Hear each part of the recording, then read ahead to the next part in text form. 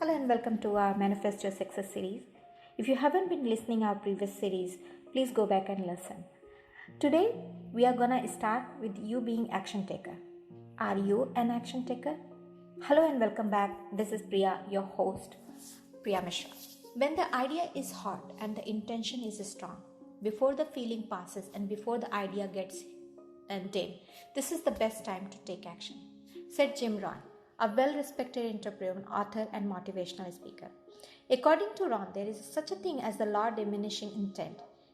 He explains that when we intend to do something but do not act on it immediately, while the idea and emotions are hard, then we miss on the opportunity to achieve success. The feeling towards this intention starts to diminish and diminish and diminish until the wisdom is wasted. By the time chances are, we will not get ourselves to take action. Ron further explains, all discipline affects each other. Every let down affects the rest of your performance. If you are in the habit of letting down a good idea but not taking action, then we will be unable to move forward towards the success. Start as an infection. If you don't take care of it, become a disease. When we visualize our desired outcome, we begin to see the possibility of achieving it. Through visualization, we watch a glimpse of what is, in the word of one writer, our preferred future. Once this happens, we are motivated and prepared to pursue our goal. Visualization will keep you tethered to your goal and increase your chances to achieving it. Visualization plus action is equal to visual management. The two laws of visual management we are going to talk about. Before you can take action, you must make the problem and goal visible. If you make something visible, you must be prepared to take action based upon the information shown. Think about it this way. Your mind is a computer that can be programmed. You can choose whether the software installed is productive or unproductive. Your inner dialogue is software that programs your attitude. It determines how you present yourself to the world around you. You have control over the programming, and whatever you put into it is reflected in what comes out. We all have a choice. We can choose an inner dialogue of self-encouragement and self-motivation, or we can choose one self-defeat and self-pity. It is power we all have. Negligence on taking action is like a virus that can creep in and corrupt your software. This delusion of carelessness and negligence is the gradual and unnoticeable weakening of zeal for giving your success. In the book written by George S. Clason, a richest man in Babylon, we read, "You cannot arrive at the fullest measure of success until you crush the spirit of procrastination within you." Walt Disney, the passionate creative man who built many Disney dreams, once said, "The way to get started is to quit thinking and begin doing." What prevents a winning idea from being manifested? How does one crush a good idea while others act on the same thought and get millions of it? Mel Robbins, an American TV host, motivational speaker, and author of the book, The 5 Seconds Rule, stressed that no amount of motivation can get us to act. It is only by deciding to act that goals can get accomplished. Robbins gives an example. A person who wants to contribute a thought in a meeting but hesitates out of fear not being accepted. According to Robbins, the brain magnifies fear to shield the person from any discomfort of humiliation that his or her act of contributing may bring. But we should act on our fear of failure so as not to fail. In 5-second rule theory, she said, "I know what I should do, and if I didn't move within 5 seconds, my brain would keep in the top and me out of it." You can outsmart your brain in furtherance of goals. There are some tricks you can use. You can be in control of your emotion. When you count 5, 4, 3, 2, 1, within 5 seconds, you interrupted the habit loop pattern in your brain where your emotion and habits are, and awakens the prefrontal cortex when decision making happens. Robbins says that this is the part of the brain you need when you are changing behavior. The 5-second rules, when you repeat it, it becomes a starting ritual that triggers you to act with confidence. If you are able to set up your decision making to be almost automatic. Then you are set up for success. Pretty simple, but makes a lot of sense. Fear can stop us from attaining success. But if we gather the courage to act in the presence of fear, then we can be victorious.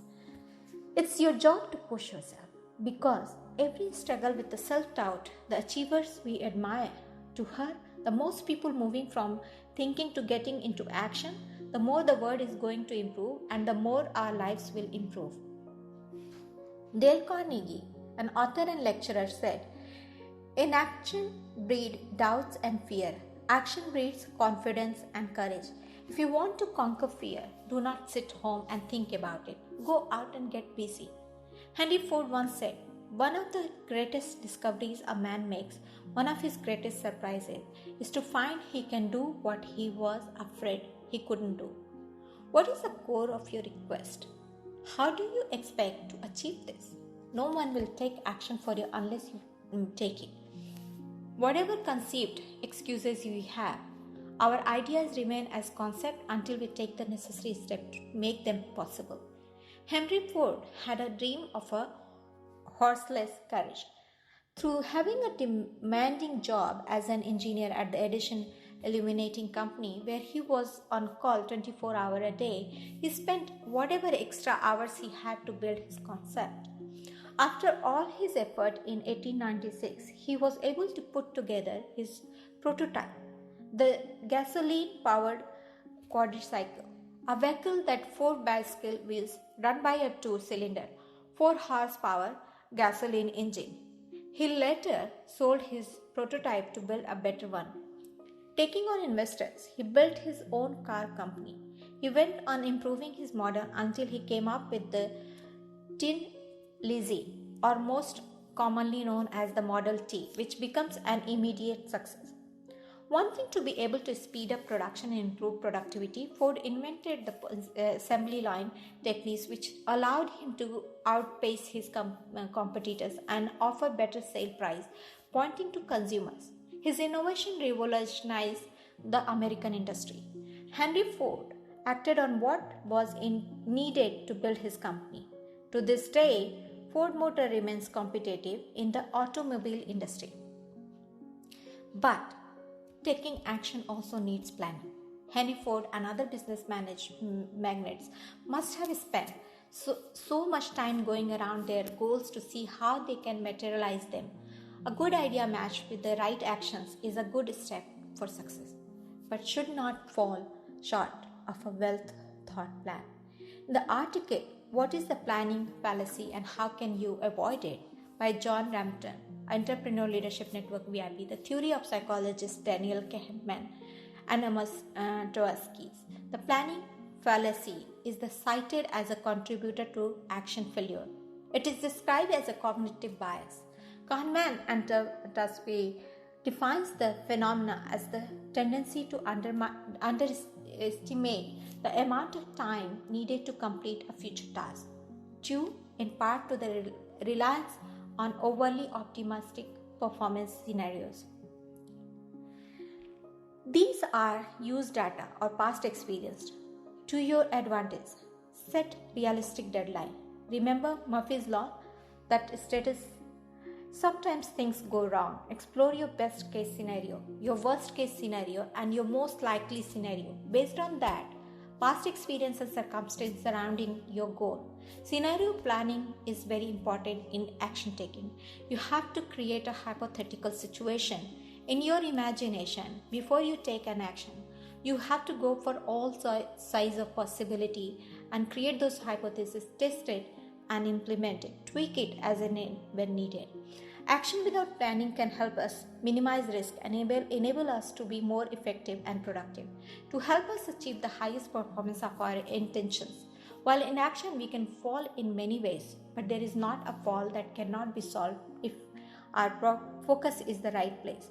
If we take control of our fear, if our courage is abundant, and if we make the decision to the next right things, one of the most important steps you can take forward achieving your utmost potential in the life is to learn how to minority your attitude. you must also understand how it can impact your work, performance, relationships, and in everyone around you. Going to leave you with this. It's not the critic who counts, not the man who points out how the strong man stumbled, or where the door and deeds could have done them better. The credit belongs to the man who is actually in the arena. Face is marred by dust and sweat and blood, who strives valiantly, who comes up short again and again, because there is no effort without error and shortcoming. But who does actually strive is to be did, who knows great enthusiasm, the great devotions, who spent himself in a worthy cause, who is the best known in the end, the triumph of high achievement, and who at the worst in the fail at least fail while daring greatly, so that this place itself never be with those cold and timid souls who neither know victory nor defeat. Theodore Roosevelt. Thank you for listening. See you in the next episode.